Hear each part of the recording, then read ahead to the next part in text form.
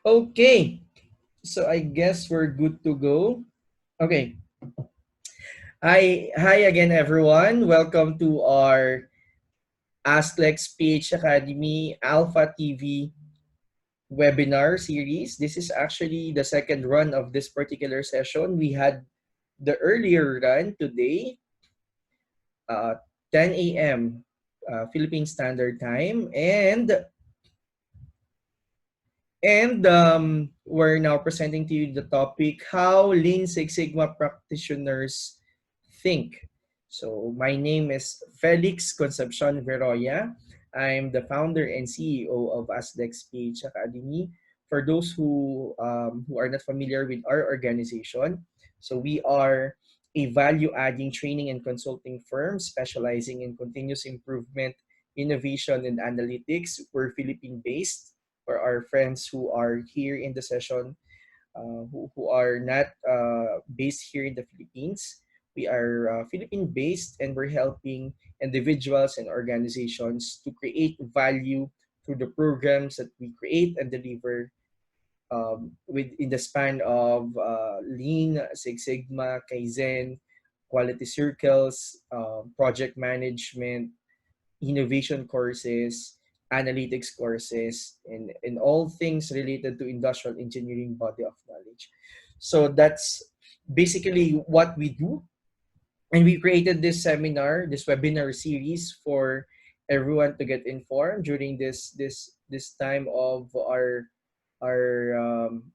we're facing global threats and crisis because of COVID-19. So we want to maximize our time for each person who are staying at their homes to get some free learning sessions coming from our end. And this is just the start of it. Okay? Now, before we go to the actual session, we will have a short activity. And I want you to get a pen and paper if you happen to have a pen and paper with you. I'll give you a couple of seconds to get a piece of paper and a pen or pencil, and I'll be giving an instructions afterwards. Okay? So I'll give you 10 seconds to get, if you're near, if it happens that you are near to a piece of paper and pencil.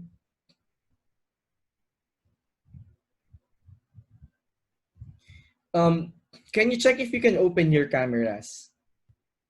If it's okay for those who wants to participate, those persons who will participate, you will be given one of you will be given a prize if you're if you want to participate, if you will participate.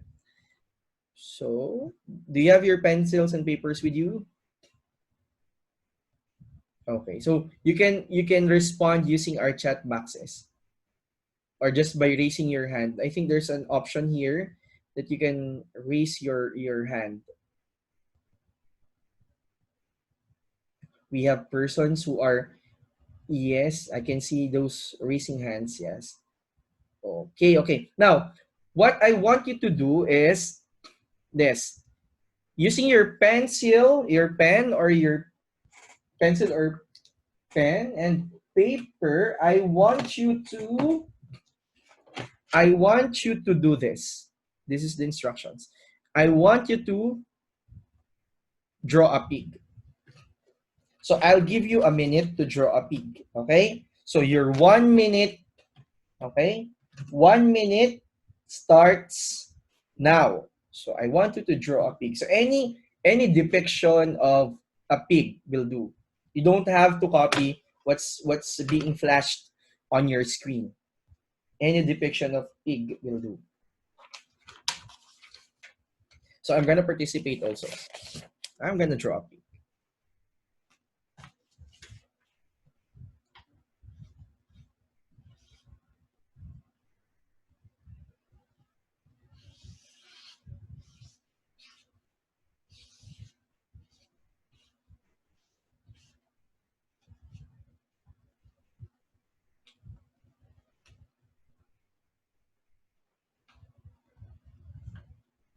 30 seconds.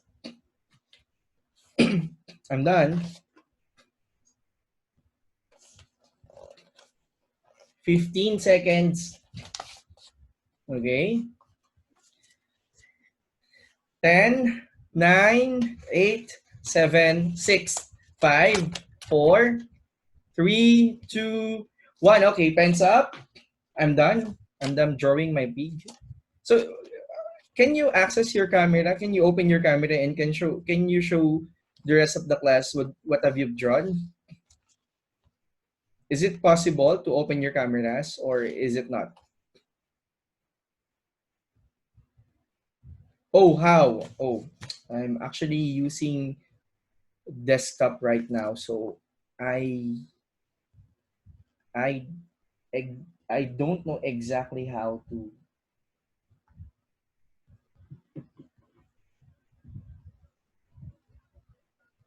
Oh, using desktop. If you're using desktop, you just have to enable your camera. Oh, okay, okay. So I need at least a person who can share on top or aside from me. So this is what I've drawn. Can you see? Can you see it? This is my depiction of a pig. This is a pig. Yeah. Oh, okay. This is the pig. This is my pig. Okay. Is there anyone who wants to share his or her output?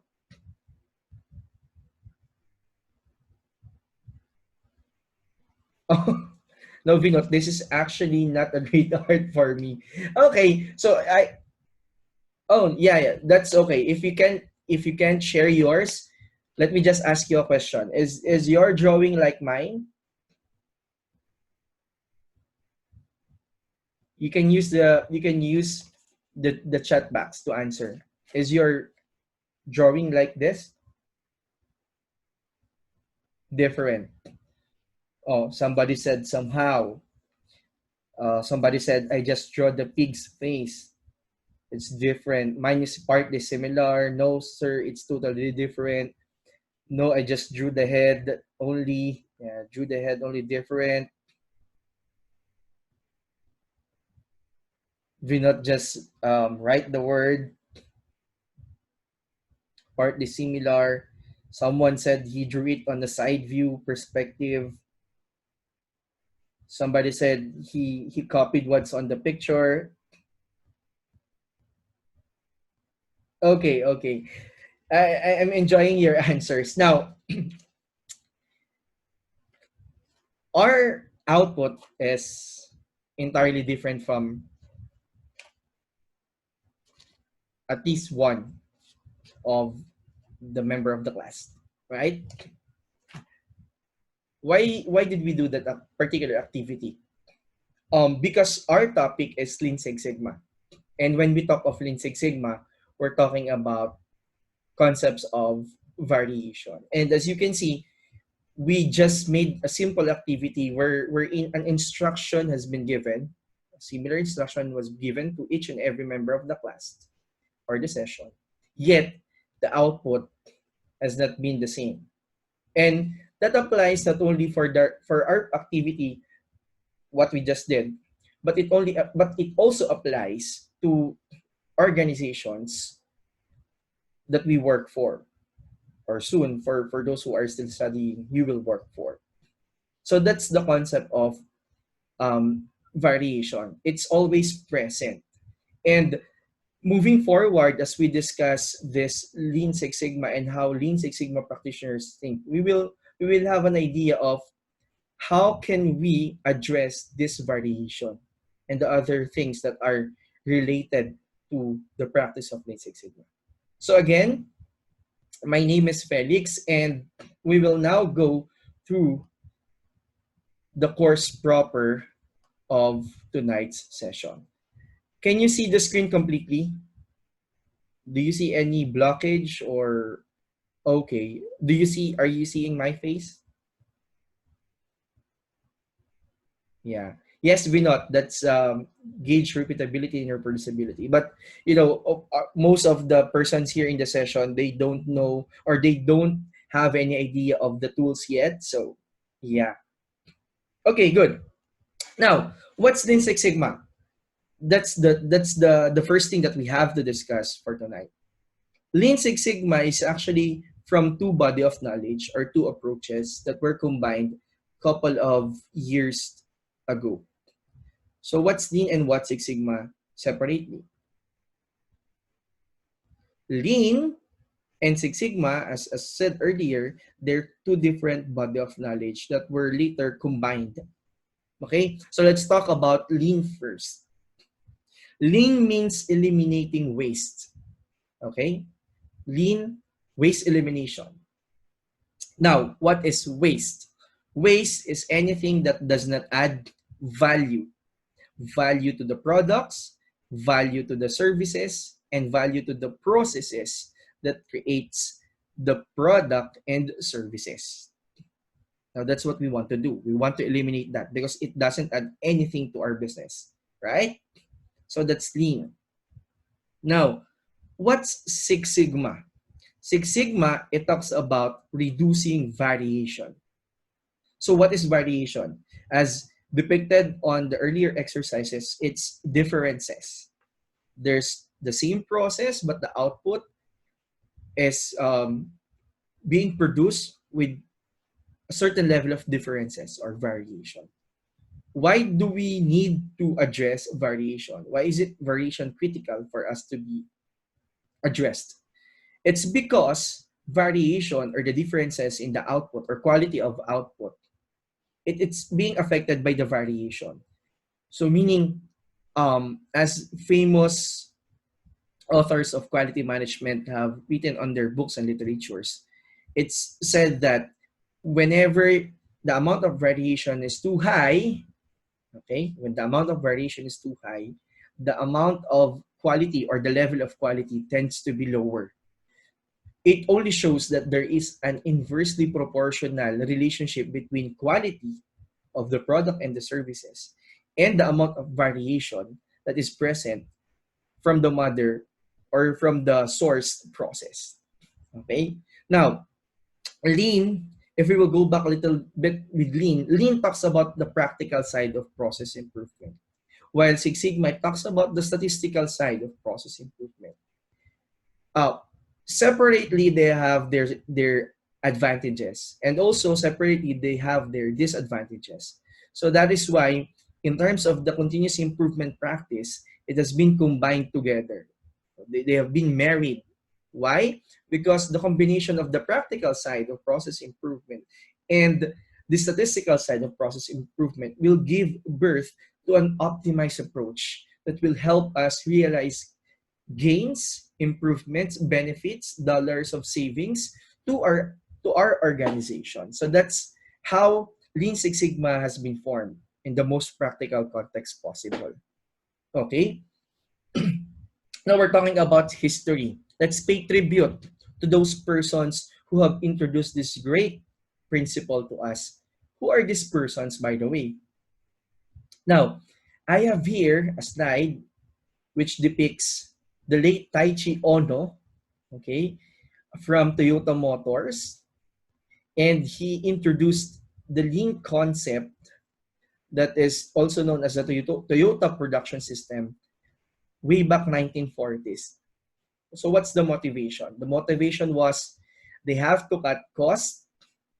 They have to cut the cost of them operating in Japan that time. And after an official business trip from US, all the observations that Mr. Taichi Ono had with him going back to Japan, he then converted it into principles that can be used to reduce costs for their organization, which is Toyota Motor Philippines. And then after a couple of years after, it was being spread throughout other businesses, not only on the ASEAN region, but also in the Western countries. And it's called now, from being Toyota production system, the lean manufacturing or lean management. So that's the history.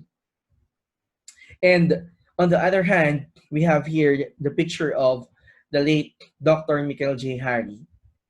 He is one of the engineers, technical engineers who have created Six Sigma way back uh, 1980s at Motorola.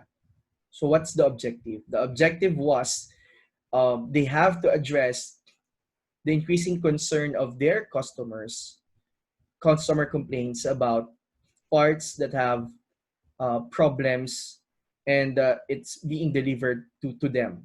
So it's affecting their customers' performance as well.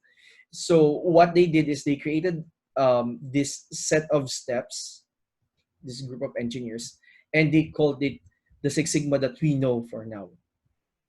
So the combination of the two is the Lean Six Sigma that we know today, as mentioned earlier. And I just want to pay tribute to this man. This person, Dr. Mikhail Jihari, happens to be my mentor for the my Six Sigma Black Belt. I was a scholar of this man, and everything that I know, the first few things that I know in Six Sigma, it's because of his teaching. So this is my mentor, my great mentor. So that's the history of Lean Six Sigma.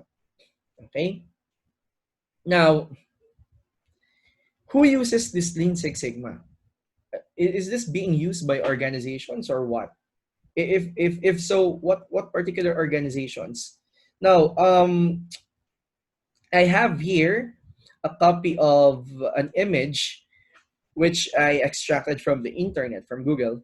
And these are some of the companies, global companies, that are using Lean Six Sigma as an approach to address their process improvements and cost reduction initiatives for their organizations. So you may see familiar logos of General Electric, Dell, 3M, Motorola, Boeing, Honeywell, and Amazon.com, and the rest.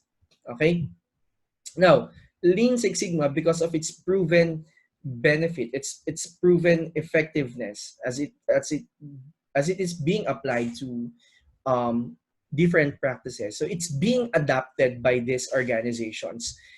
Not only manufacturing. So as you can see, Lean started from a manufacturing company, and same as Six Sigma, it started from a manufacturing company.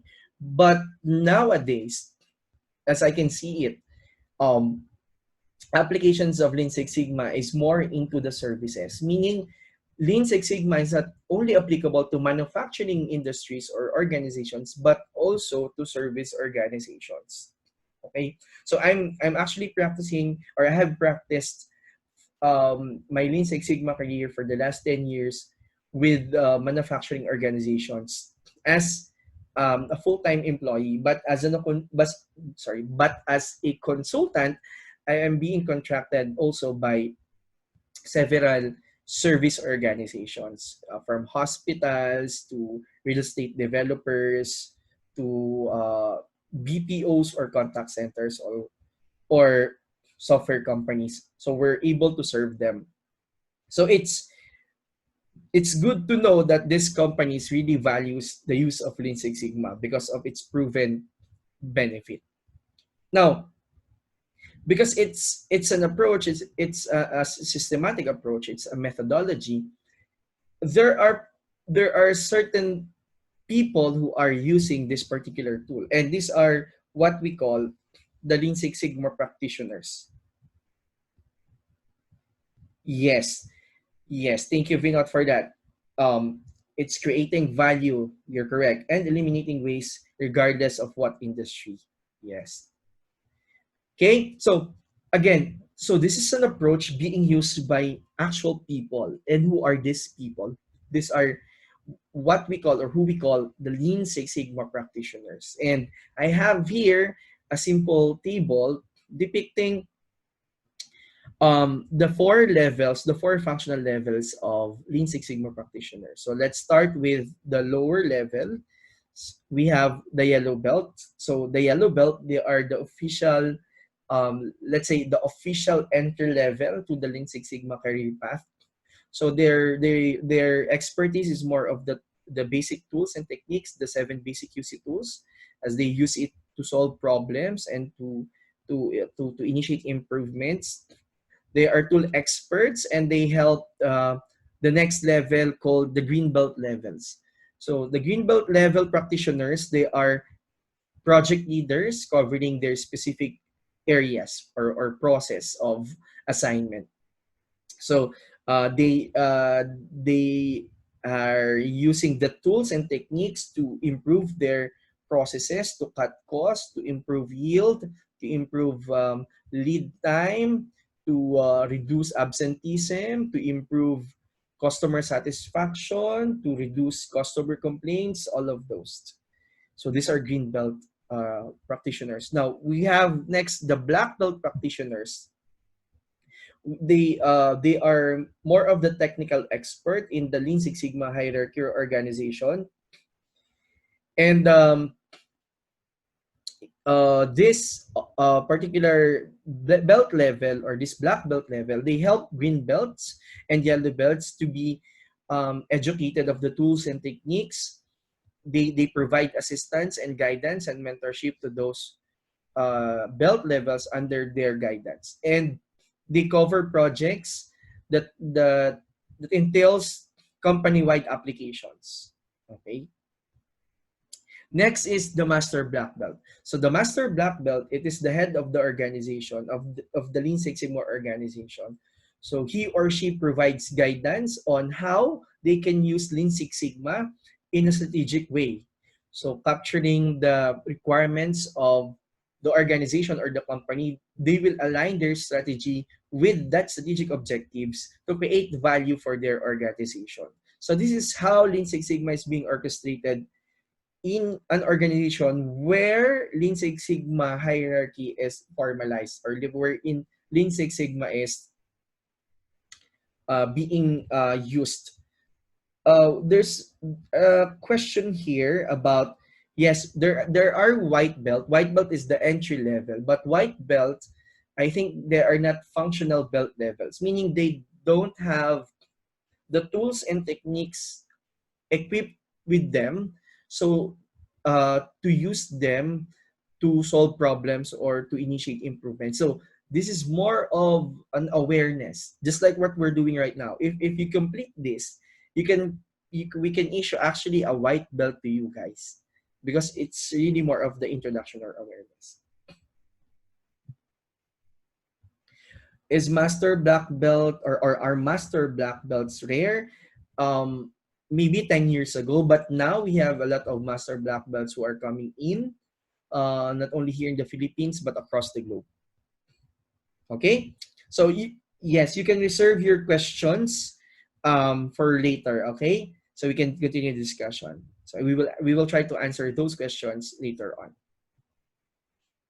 Okay, now, how the question now is how this Lean Six Sigma practitioners really go about completing their Lean Six Sigma projects and eventually helping their organizations create value, okay, and cut costs. Now, I prepared 5 based on my personal experience.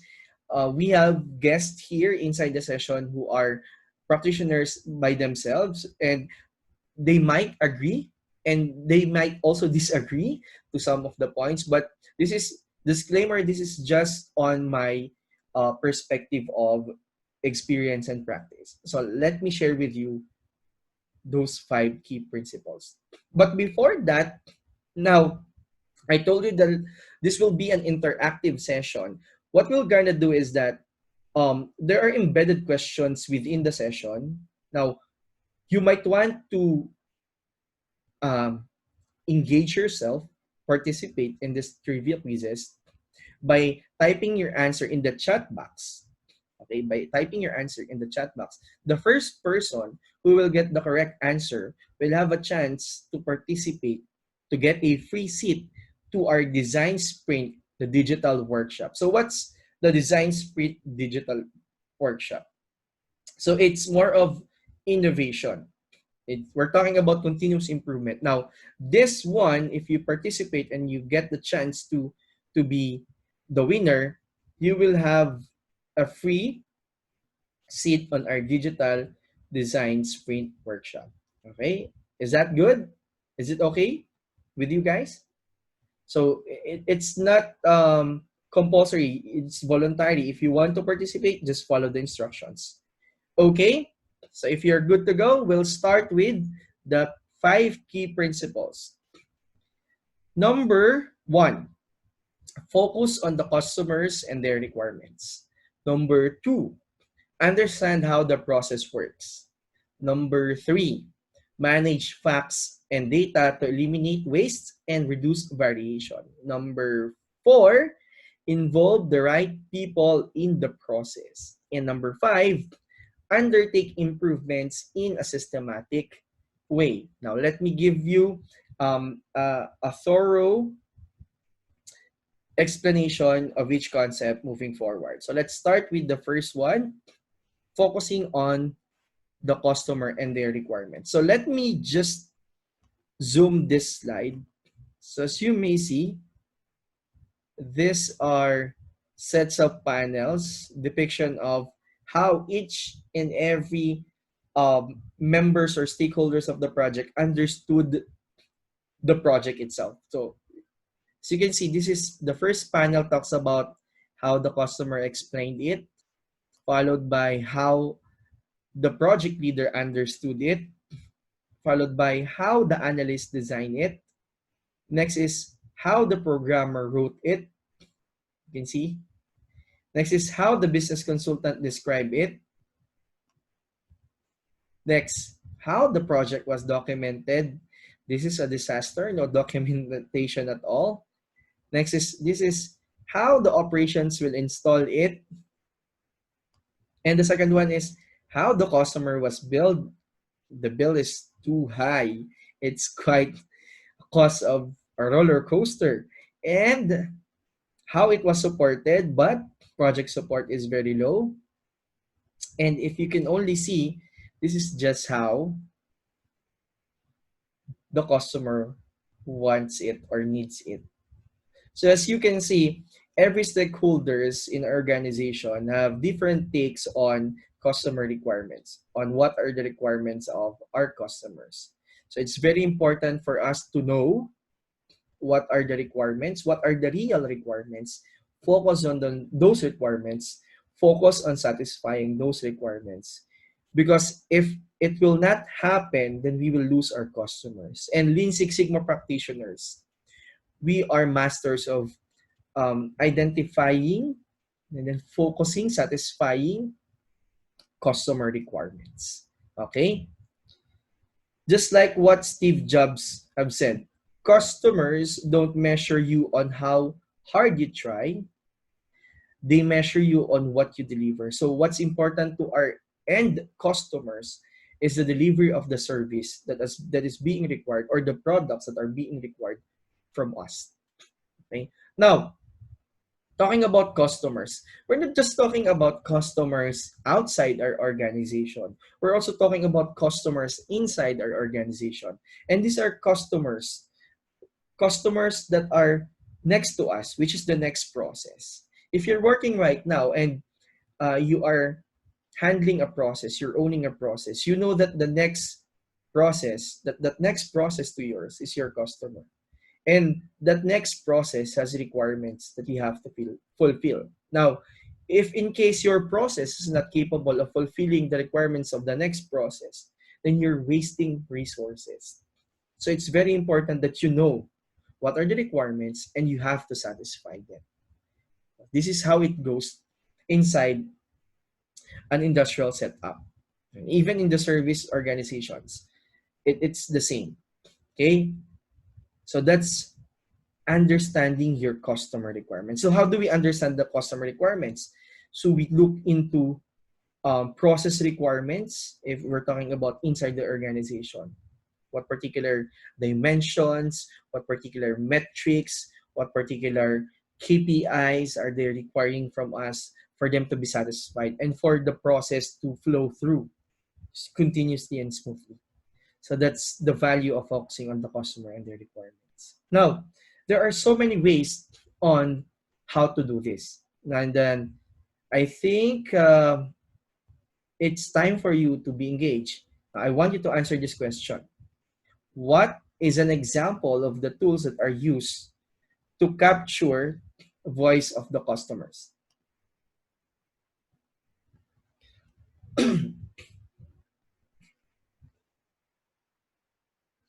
Okay, I'm receiving answers.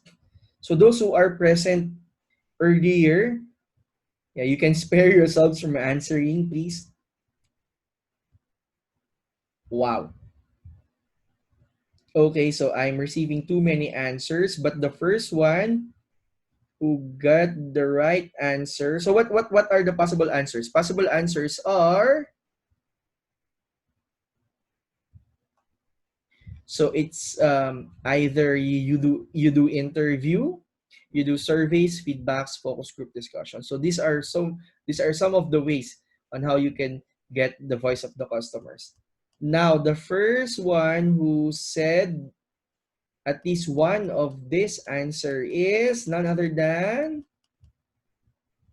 Dale Heather. So congratulations, Dale. You won a free seat to our Design Sprint Digital Workshop. So let me get your name for recording purposes for a while. Give me a couple of seconds.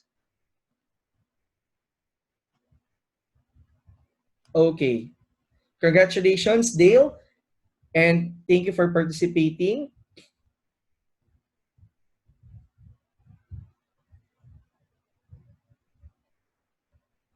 Okay. Now, so that includes the first um key principle, focus on the customer and their requirements. Now we're moving to the second one. Second is understanding how the process works. Now, if you have a problem or you have something that you want to improve, it's very important for you to understand how the process works. You may not be the process expert, okay, because it happens. You're being outsourced as a Lean Six Sigma practitioner that will help this particular organization. And um, you're not the process expert. You're just the Lean Six Sigma expert. It's not a problem as long as you have an understanding of how the process works. These process owners can help you do that. Why is it important to understand the process? It's very important to understand the process because you want to improve that process. So you cannot improve something that you don't have understanding. And how can we do understand the process? One best practice is to visualize the process. Because visualization makes, if not everything, almost everything easy. Okay? If you're um if you happen to visit a mall or a hospital or probably an airport, a public place, a hotel, your school, even in your households, there are a lot of visualization that's happening. It's called visual management. And the same thing applies when we want to understand the process. What we do is we create process maps. We map the process. And what are the things that we have to consider when we're doing process mapping? Because process mapping is important. Visualization is important. Why? Because it will give us an idea of how the process works. At the same time, what are the potential steps that might cause these problems, or we can locate where are the possible points that we can inject improvements. Okay, so this is how we do process mapping. We have some tips that we can share with you. First, you don't map for the sake of mapping alone. Okay, so if you're asked to do a map as part of your project, so you will be doing that mapping per se, but you also have to consider, let's say, observing the process. No? You have to understand it, not just draw a simple map. You have to understand it, internalize what are the functions of this particular process, so you can have a good grasp moving forward if you will start analyzing the causes of the problem. Second, you have to walk the process. So we have what we call Gemba walk. Gemba is, it's a Japanese term which means actual workplace. And us Lean Six Sigma practitioners, it's embedded within our practice to do this Gemba walk. We go to the actual workplace. We're talking about process mapping. You cannot map the actual scenario moving forward. Let me share with you the third. Because we want to map how the process is happening in actual, not the ideal state, the actual state, the current state. Now, you want to go through the process, you want to go to the actual workplace, to the Gemba, and do a Gemba walk. So what we want to do is we want to observe, we want to see what's happening, we want to observe what might cause the problem. So it's more of observation, but it's not just observation alone. Gemba walk also promotes engagement. You have to engage people in the workplace. You can ask questions. Okay, you can ask questions about the problems that you are investigating, because these persons, they are frontliners. They can ask you anything that you need, and you can get these answers from them. Okay, so you can walk through the process, observe, and engage people before you create your actual map. And as much as possible, keep it simple. As we practice it, we used physical materials like post-its and pen and papers whenever we do process mapping. It facilitates understanding the process better because everyone is engaged. Okay, so these are tips that you can use whenever you are trying to visualize. You're trying to visualize how the process works. Now, we're talking about visualization. Let me give you an example of typical tools that are being used in visualization or mapping. We have what we call a value stream map, or the VSM. So, yes, Vinod, thank you for, yes, Vinod, it's included. Value stream mapping, yes. VSM, it's a tool that is being used to document how the process operates from the start to the end. It is end-to-end process mapping or value stream mapping. And as you can see, there are datas, there are performance indices, metrics that you can use as a basis of identifying the sources of the problems. So this is using the value stream mapping. We also have what we call the CPOC diagram. So CPOC diagram, it stands for supplier, inputs, process, outputs, and customer. This is an example of a high-level process map. What do we mean by high-level process map? Typically, if you will look into the process on the middle part of the map, the process portion, the number of process steps that you can see is around 5 to 7 process steps, general process steps on how the process is being done. Now, using the process, this CPOC diagram, you can see or you can set process boundaries for your project. And you can also use this to identify the relationship between these 5 elements of the process that is being undertaken for your problem solving or improvement project. So this is called a CPOC diagram. So typically, we use CPOC and VSM on the first phase of our problem solving initiative using Lean Six Sigma approach. Okay. Third, we have what we call a deployment process map. So a deployment process map is simply a process map, but it's divided into what we call activity owners. As you can see here, we have what we call, on the header of the columns, we have what we call the activity owners. These are owners of each process step. So using a detailed deployment process map or a deployment process map, we can identify the balance between the process steps that are allocated to each of the stakeholders involved in this particular process.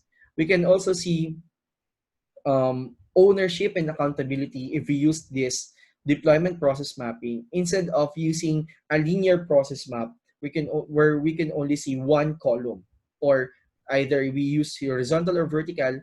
The thing is that we only see one column. We don't see those stakeholders or those activity owners that should be responsible for each process step. So if you want to do that, you can opt to use a deployment process map. So these are options that you can go into if you want to understand how the process works. So that's concept number 2, or second concept. Okay, now we're moving to the third concept. Third concept, manage facts and data or data to eliminate waste and reduce variation. Just like what W. Edwards Deming mentioned, without data, we're just another person, or we're just another man with an opinion. Now, if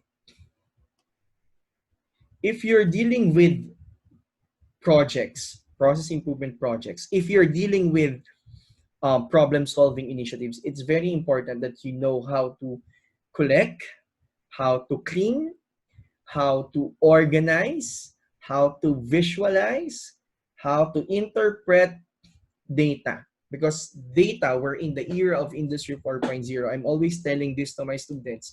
We're in the era of Industry 4.0 where data is the new oil, and Lean Six Sigma practitioners, we are on top of this because it's one of our forte. We know how to use our data properly. We know how to use our data wisely. We know how to make this data work for us to give advantage to the organization. Yes, it's being data driven, and Lean Six Sigma practitioners really knows how to do this.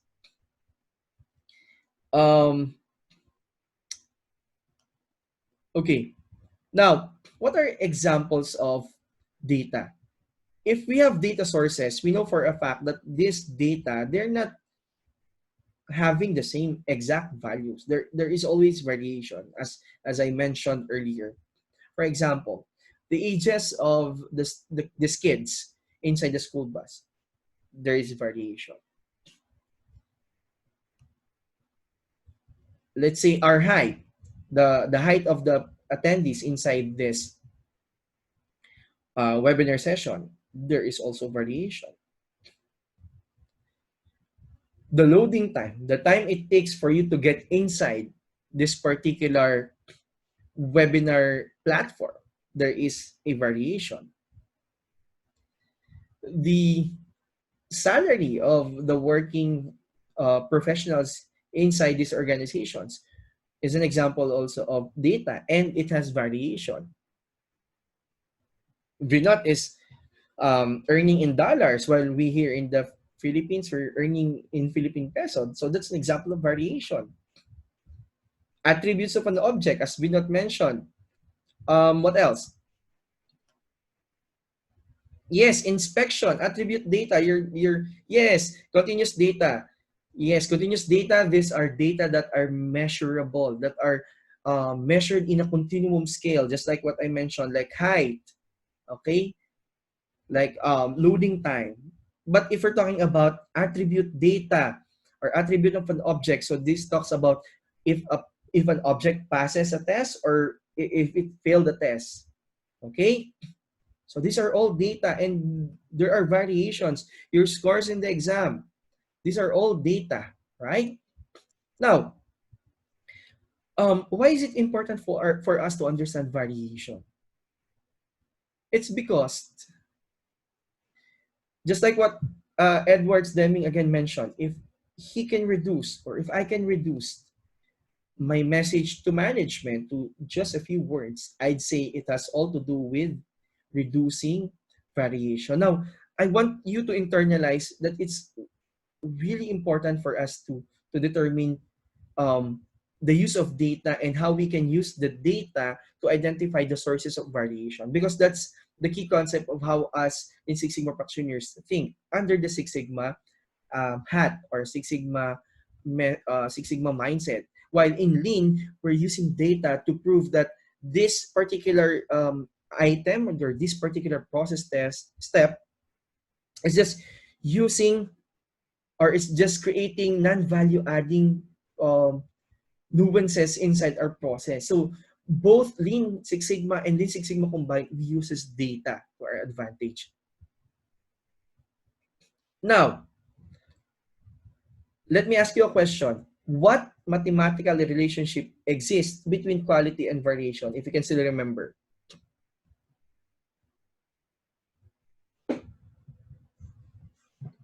So you can answer. You can answer. So I've seen answers already. So let's give chance to other people in the session. Okay. Okay, answers are coming in.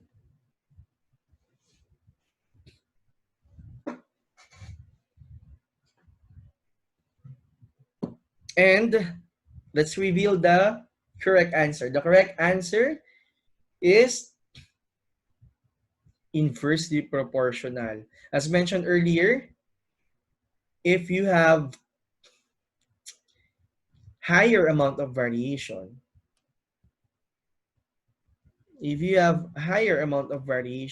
just like what's being shown in your screen, this one, then the level of quality tends to, oh sorry, if you have lower amount of variation, then the amount of quality will be higher. And if you have higher amount of variation, then the amount of quality or level of quality will be lower. Therefore, there is an inversely proportional mathematical relationship.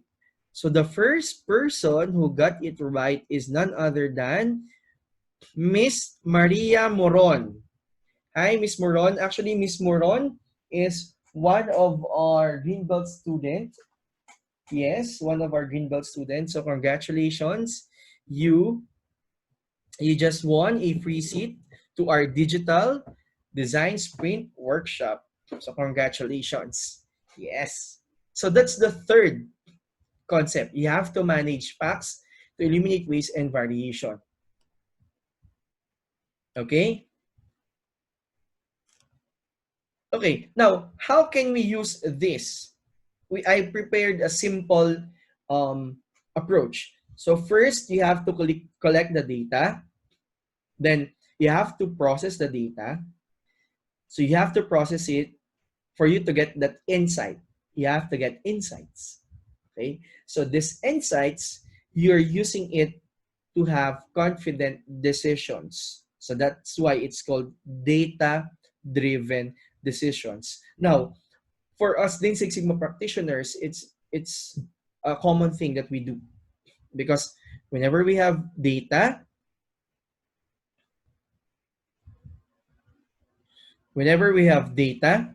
then we analyze the data, we draw insights, and then we get the decision, and then we recommend.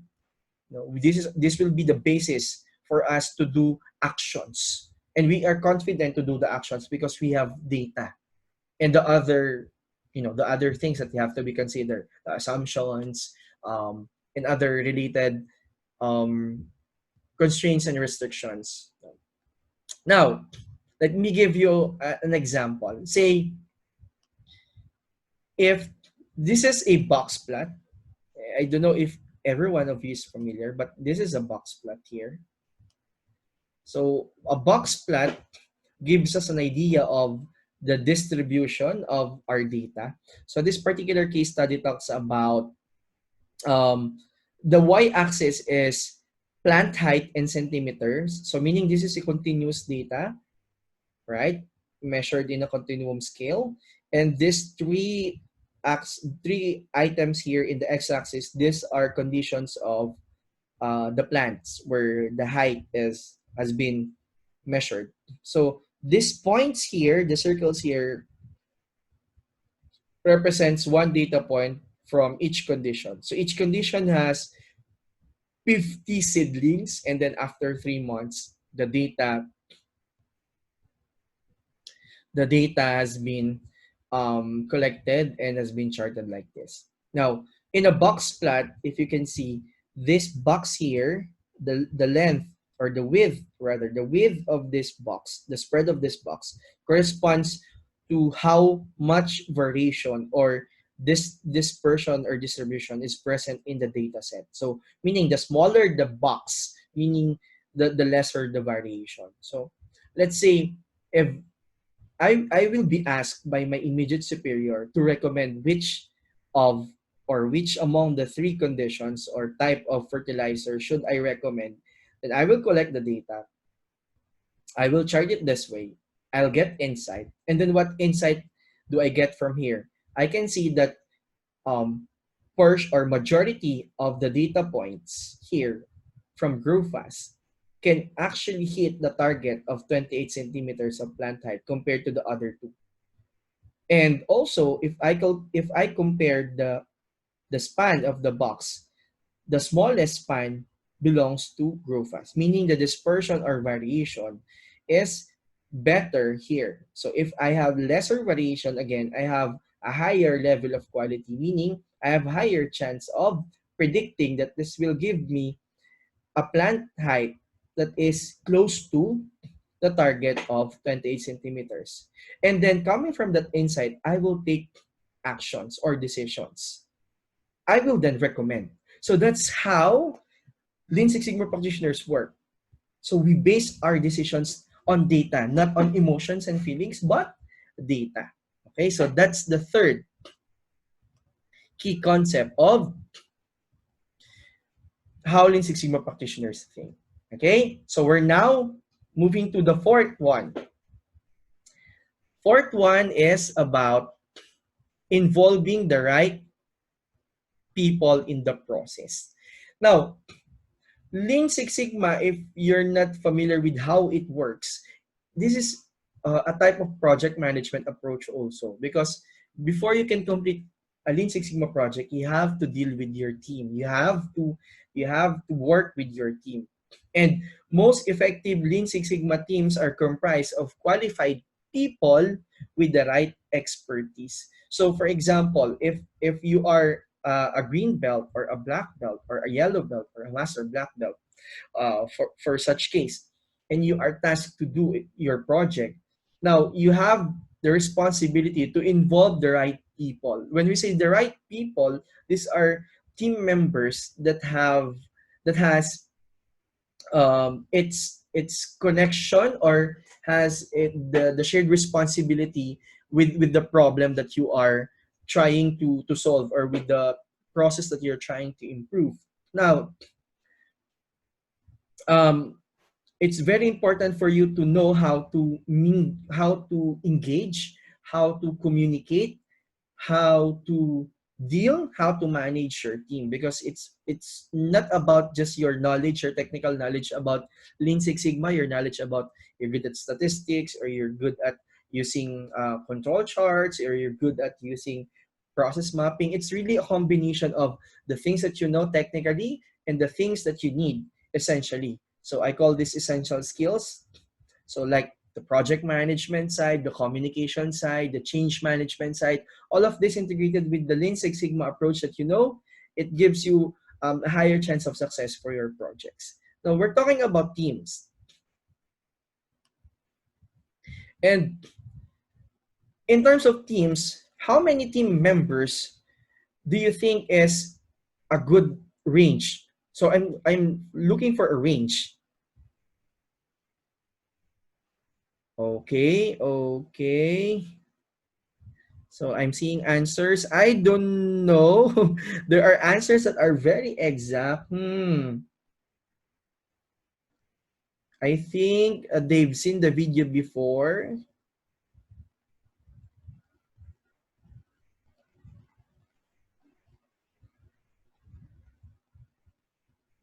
Okay, so what's the correct answer? Correct answer is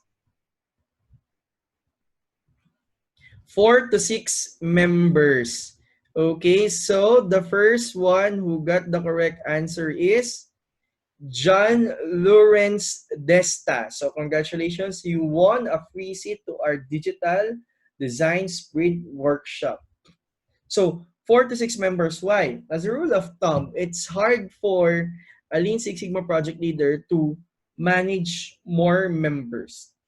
You have to include only core members, but you can utilize ad hoc members. So where do I get these core team members? So you get them from the engineering persons that you work with, the operations people, the quality people, the finance people, and other related sections or department of your organizations. Okay? So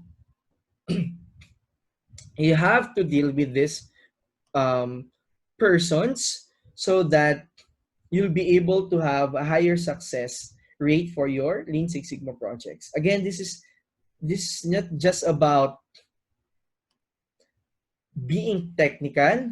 This is also about being rational. Rational meaning there's the human side of every Lean Six Sigma project that has been completed. So you have to be very careful with that human side because it can make or break your project, the chance of you completing the project. Okay, so that's key principle number 4, involving the right people in the process. Again, you can actually um, reserve your questions for later and we will try to answer as much as possible. So Punyagori, our friend Punyagori, have mentioned including a fresh eye. Yes, that's very important, fresh eyes. Because if you don't have those fresh eyes, the tendency is um, you see things even though they are not okay as okay. You see waste as part of the normal process. You don't see them as opportunities for improvement anymore, but rather um, part of the process, and that's limiting you to improve or to create improvement opportunities moving forward. Okay, so that's involving the right people in the process. Okay, so we're now down to the fifth and last.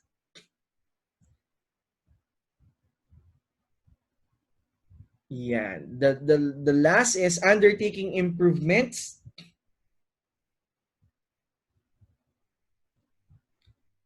in a systematic way. Okay, so Lean Six Sigma, the beauty of Lean Six Sigma, the power of Lean Six Sigma lies on the use of these systematic approaches. Now, if you talk about Lean Six Sigma, we have two main approaches. The first one, it's called DMAKE, and DMAKE stands for define, measure, analyze, improve, and control. So where do we use DMAKE? We use DMAKE if we want to improve a process that is already existing. If we have a process that we own and there's a problem, we can opt to use DMAKE as an approach. And on the other hand, if the process is not yet existing, then we opt to use the other approach, which is called the DMADV. DMADV stands for define, measure, analyze, design, and verify. So this is used for new processes. So if in terms of who uses this, process engineers, quality engineers, operations people use usually the MIG approach because the process is existing. But for example, R&D people who are into software industries or software organizations or those who are engaged with creating new products and services, so they might opt to use the DMADIV or the MADV approach. Now, in terms of equipping the tools and techniques, we have yellow belt, and from yellow belt to master black belt, the mic is being used. But from black belt to master black belt, the MADV is being taught. This is based from my experience. Design for Six Sigma, it's actually similar to what the MADV is doing for a process or for an organization. The MADV is actually specific for Lean Six Sigma applications, but it can also be integrated to project management approaches. So you can actually integrate it with not. So these are the two known approaches that we are using. So, for example, from my experience, because my work entails helping operations, quality assurance, and engineering teams to accomplish projects to create value for their or to their organizations or organizations in their respective areas. So we're using DMAIC most of the time. So this is so it starts with defining the right problem using several tools. So as we have the SIPOC, we have the project charter, we have the VSM, we also use Pareto charts as early as define phase to identify the right problem. Next is measure. Measure entails measuring the current capability of the process. This is where you use process mapping. This is where we use detailed process mapping, deployment process mapping. This is also the time that you do Gemba walk. You identify what we call quick wins or improvements that can be done quickly. We also use measurement systems analysis or MSAs. We also try to figure out the current capability of the process using process capability indices. So that's what's being done during the measure phase. And during the analyze phase, we're trying to figure out what are the potential causes and what are the valid root causes. So we are using a combination of root cause analysis and validation tools. Like we have cause and effect matrices, we have cause and effect diagrams, YY analysis, failure modes and effects analysis or FMEA, and we do validate those potential root causes using data. Such tools like hypothesis testing, regression analysis, correlation, box plot. So we have graphical and statistical. So for graphical, we have Pareto, we have time series charts, correlation, box plot, histograms, what else? And for statistical, we have the several hypothesis testing tools and techniques. Design of experiments, you can actually use it as early as analyze phase. Yes. In improved phase, once the factors or the potential root causes has been validated or were validated, it's now time to put improvements. So improved phase talks about or accounts lean plus Six Sigma improvement tools. So for Six Sigma, the typical that is being used is the optimization models like the design of experiments or DOE. For lean, we have the 5S, we have visual management, we have the mistake proofing concept, we have the single minute exchange of die. What else? We have autonomous maintenance, um, and so many other tools and techniques. And it doesn't end on the tools that are being taught in Lean Six Sigma classes. It will also be very specific to the technical domain of the problem that you have identified. So if you're familiar with trees, it can also be integrated in the improve phase. So that's design thinking. The for innovation, it can also be integrated inside the improve phase. And after improvements has been done, you have to secure that this will stay on the process as long as possible.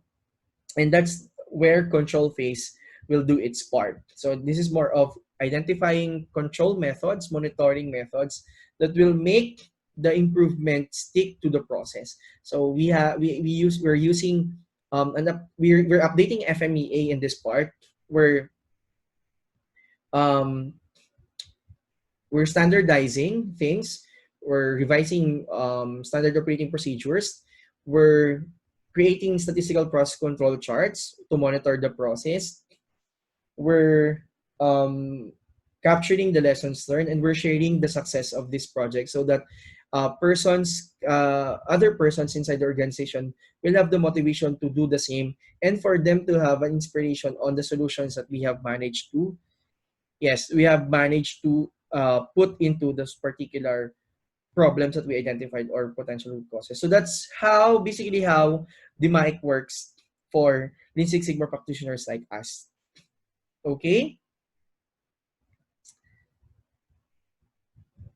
Now, the thing is that we, especially to the new persons or professionals in the Lean Six Sigma practice or in the continuous improvement practice, we have this urge not to use a systematic approach, but rather when problem arises, what we want to do is we want to solve them completely without understanding the scenario, without going through a systematic approach, either DMIC or PDCA or whatever that particular problem solving methodology is. So my caution is that you have to bear your time. You have to spend time really on understanding the problem, analyzing the problem for you to be able to arrive into more into a more cohesive way on how to solve things, into a more comprehensive way of dealing with your solutions or to the problems that you have identified, then putting effective solutions thereof. So you have to kill that urge not to use a systematic approach. You have to go a systematic approach if you want to develop the skill of just like how Lean Six Sigma practitioners think. Okay? Okay, there's another question. Now, it's your time to, this is the last one. If I have a problem with the process lead time of an existing product in the company, which Lean Six Sigma approach can I use? Wow, I'm seeing fast hands. Okay, okay. Because they want to join the free digital uh, design sprint workshop. That's why they're very fast, Luigi. And the correct answer is the mic approach because it's for existing, right? So the person who got it correctly, the fastest person who got it correctly is none other than, wait, I'm looking at here at the group chat. None other than Mario Cleto Munar. So Mario Cleto Munar, congratulations. You just won a free seat to our digital design sprint workshop. So congratulations for winning that last spot. Okay, so I guess that concludes the discussion on the 5. So let's just have a recap. First, focus on the customer and their requirements. So don't leave yet, we're wrapping it up. First, focus on the customer and their requirements. Second, understand how the process works. Third, manage facts or data and reduce variation as well as waste. Fourth, involve the right people in the process. And the fifth one, understand or undertake improvements in a systematic way. So that concludes the session. Now, I know some of you have questions. We will now move to the question and answer portion. So you can use the chat box to raise your question and we will try to answer to the best of my extent.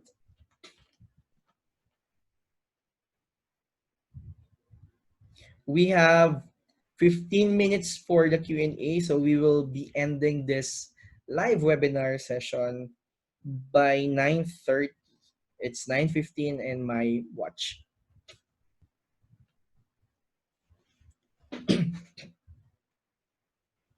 Oh, there are people who are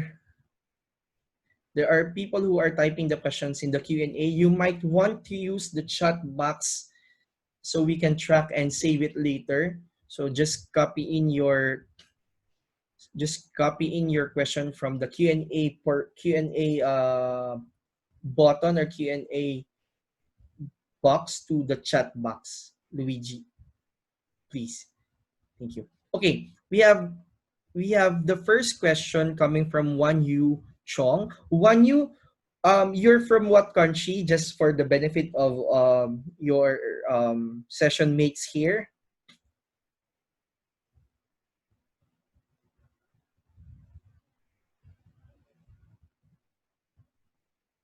Wow. So Wanyu here is a Six Sigma Black Belt, an ASQ Six Sigma Black Belt from Malaysia. Thank you for,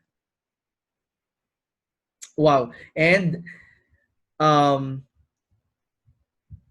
the role is APAC QA manager. Wow. Thank you for raising our live session. And the question is, do you think Lean Six Sigma is just another fad like TQM? How do I put this? It will be a biased answer if I will say yes. It will seem like a biased answer if I will say yes. But for my experience, it's not just a management fad, but rather it's really a form of mindset or a way of thinking for me. So whenever you have used this as a way on how to work on improvement opportunities and problems that you encounter in your workplace, this will really deliver value and results. But if you just, let's say for example, if organizations just are just um you know flagging this as or boasting this as something that they have embedded into their system, but they're not actually using it properly or they're not utilizing its potential, then it will be a fad. That's how I um take it. One you.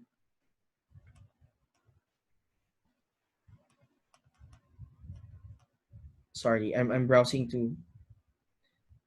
Thank you for your answer. Next, I'm having a delay because I'm reading through your questions. The next question is, yeah, um Joshua Palisok, engineer Jojo Palisok is also here. He's the COO of Aslex PH Academy. He said that there in his own opinion, Six Sigma will soon evolve into different disciplines. Like there is Six Sigma for theory of constraints already and combination of Six Sigma and data analytics. Yes, because these are approaches. There is no limit on how you can integrate this. You just have to find that spot. Next question. This question is from Luigi Badillo. Earlier, you discussed essential skills your team must possess for a high chance of success, project success. What happens when you get a team comprised of the worst of the worst? So this is a worst of the worst scenario. So, sorry. Um, I have experienced that myself, Luigi. That I have been assigned with a team that, you know, that doesn't care about the project success, and I figure out things why. First, they don't know why they are doing these things. They don't know the motivation. They don't know the objective of them doing this. They were just told by their immediate superior that you have to go there, you have to attend the meeting, and then um, do it as instructed. So if you want to have that motivation coming from your team, I don't I don't believe that there are worse persons.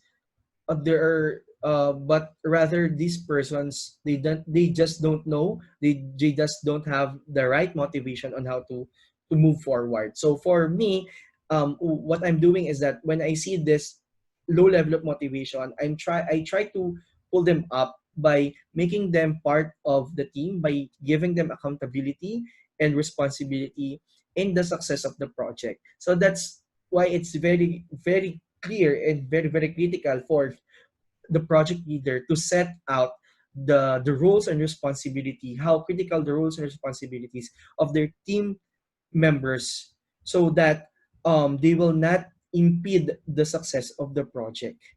Okay, so that's how I take it. That's how I manage it. Next,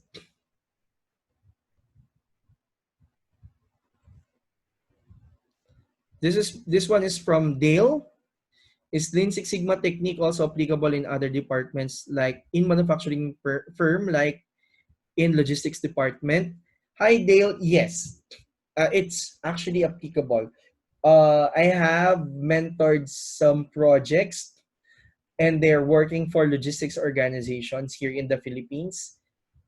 We can set a separate session if you want to be mentored on this particular topic. I can provide you mentorship with this one. As mentioned, as long as there is the presence of waste and there is a presence of variation, then you can use Lean Six Sigma as an approach to do your process improvement and problem solving. So regardless of industry, as mentioned by Vinod earlier, and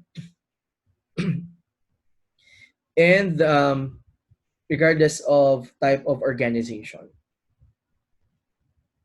Okay, so this one is from John Lu. John, I can see your full name. Sorry. How important Lean Six Sigma for an IE, especially in the company? Okay, so not all the persons inside the session are IEs. So for the persons who are IEs, I believe that IEs or industrial engineers, I'm an IE also. We are one of the best candidates for Lean Six Sigma. Why? Because we are trained to be continuous improvement practitioners since college, since our bachelor's days.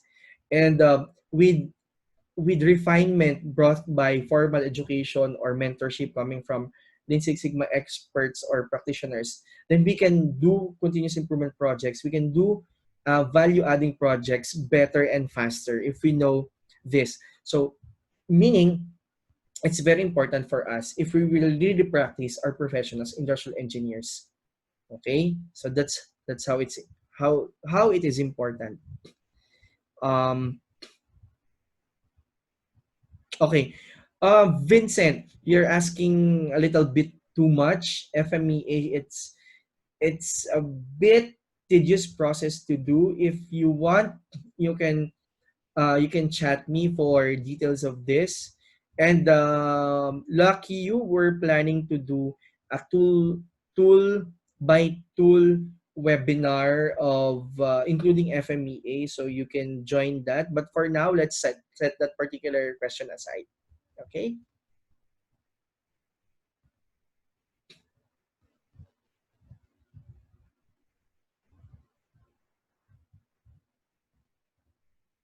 Are there any other questions? What are your other questions do you have?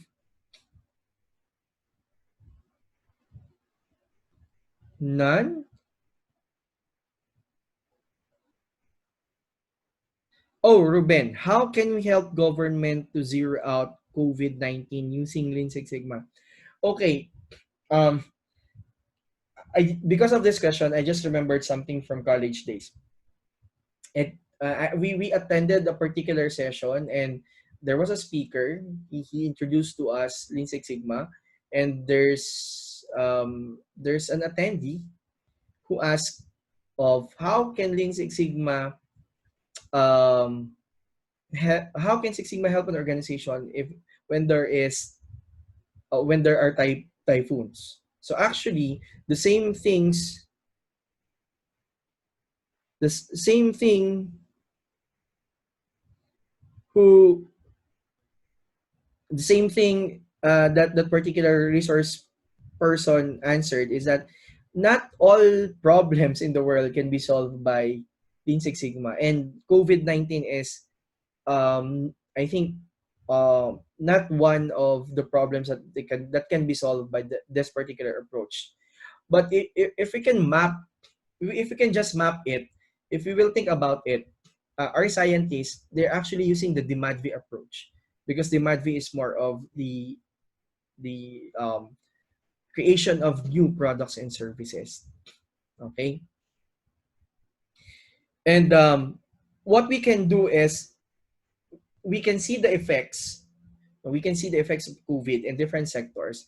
Now, what we can do is to apply Lean Six Sigma on this particular communities, but not, I think, from our personal take, not totally not totally having interventions on how it can get cured, not on the cureness, but rather than on maybe managing on, let's say, the supplies that are being delivered to, let's say, for example, in the Philippines, we're now experiencing enhanced community quarantine and lockdowns of towns and provinces. So if a Lean Six Sigma expert will come into the picture, we can actually create value by helping them create more efficient ways on how to do the distribution of the supplies to those persons who are quarantined in their households.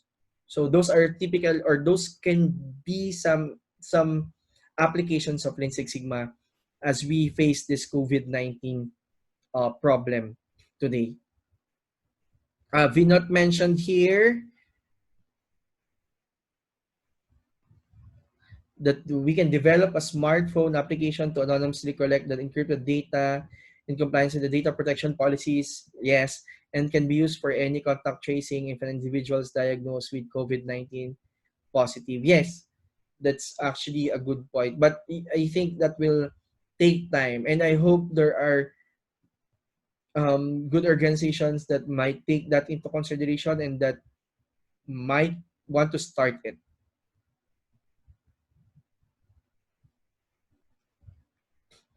So I'm back reading your questions. Okay, so here's a good question from, how do I pronounce this? Gerzon or Gerzon Villacorta Jr. How can we implement Lean Six Sigma project if certain process has limited data or do not have historical recorded data? Okay, here's the thing, Gerson. If your process doesn't have what we call process management system, then it's not a good candidate for a project that needs, or a process that needs improvement. Why? You need data for you to be able to understand how the process creates its own problems. So data is critical here. Data is hard here. Now, if you don't have data, meaning you don't have a good process management system in place, I suggest first you go and build that process management system. That includes collecting the data. Remember, Lord Kelvin mentioned uh, that if you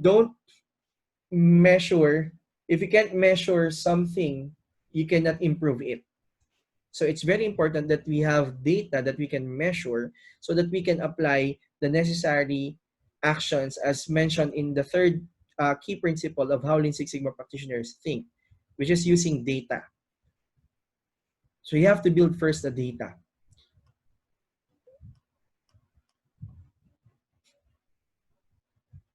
Next question. So I'm a yellow belter and a graduating student. How can Lean Six Sigma yellow belt help me to have an advantage over other IEs knowing they are all my competitors?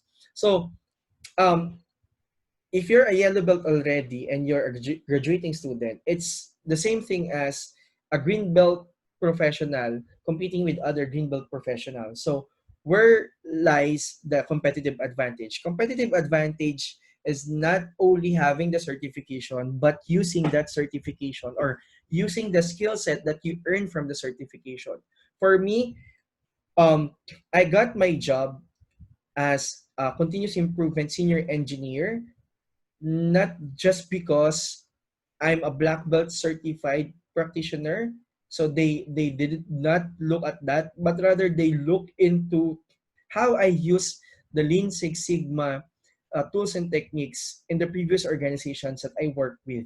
So it's more of combination of your certification and your practice, not just certification alone. So you might want to start um, helping small and medium enterprises if you don't have the chance to use it during your internship, so that you can build continuously the skill set of Lean Six Sigma expertise.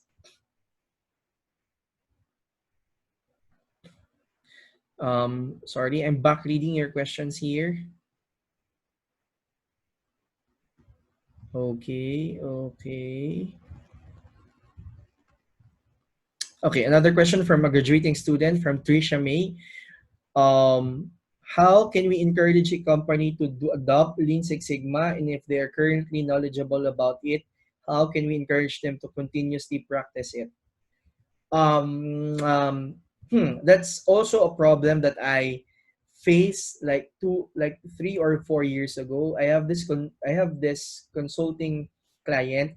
They are a this Japanese owned company, and they do practice kaizen, and they are not fan of the Lean Six Sigma tools.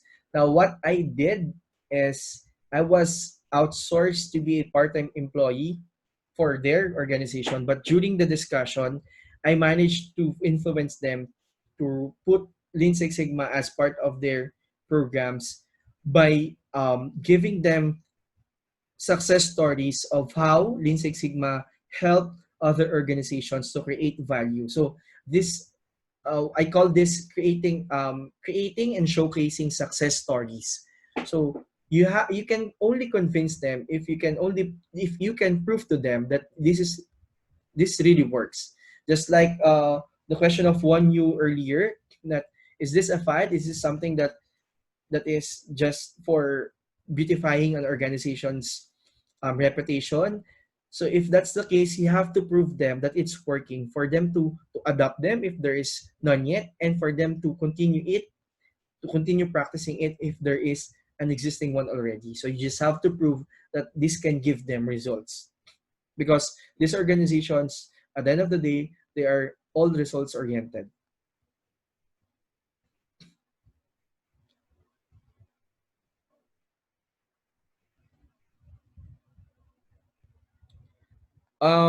What's the hardest part to earning that MBB title?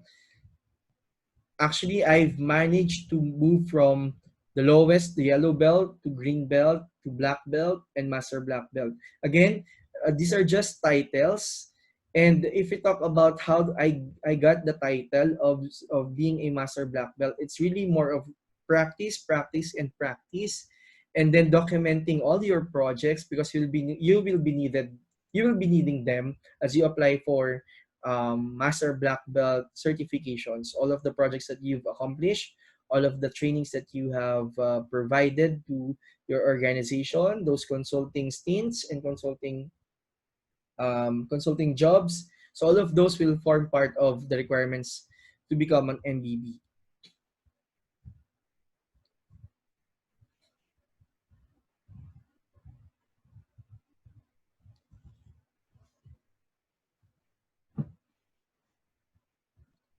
Okay, so I'm gonna pick two more questions and we're about to end.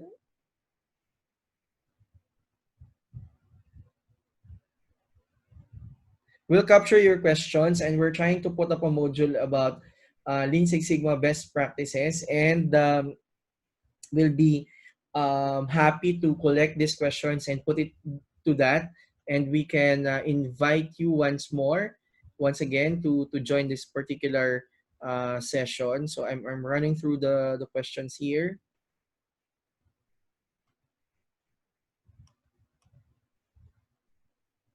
Okay, so I guess that's all. We're running a little bit late. So before we end this particular session, I just want to encourage everyone. We have an upcoming program. It's called, for those persons who haven't been into a formal Lean Six Sigma class yet. Um, we have what we call the online Lean Six Sigma Yellow Belt Certification Program. This is a fully online certification program. This will span across 4 weeks. Initially, this is designed for 8 weeks, but we managed to cut it to a shorter duration to 4 weeks. This is the sources or resources are combined, recorded lecture videos, live classes just like this, case studies, practice quizzes, exercises, and the certification exam will be done also online, but this will be proctored using a platform. And um, this course is designed by thought leaders on Lean Six Sigma here in the Philippines, in coordination and in consultation with international partners. And this is internationally accredited. Um, Program will start on April 4. Price starts at, this is originally valued at $160, but we have a discounted rate of $80 per professionals, $60 for for fresh graduates, and $40 for students or graduating students. So if you are interested in joining the program, we encourage you to check our page at Aslex PH Academy, and let's see if you're interested, and we'll be having you in this particular program. So I guess that's the rest of the night. Thank you for being with me in this 1.5 hour live webinar session presented to you by Ask Speech Academy. If you have questions, you can send me an email through this information. You can reach me via felixveroya@gmail.com or info@asklexspeech.com. You can also like our page at Speech Academy. You can add me at LinkedIn, Felix Concepcion Veroya or Felix Veroya. Yeah. And then we also have our YouTube channel. It's Speech Academy. We have uploaded several videos there about continuous improvement, innovation, and analytics. And so that's it. If you have questions and anything that you want to get advice of, you're free to do so. And I hope that you learned something, and I hope to see you soon in one of our programs. With that, thank you and have a good night and enjoy the rest of your um, rest. Goodbye. Thank you.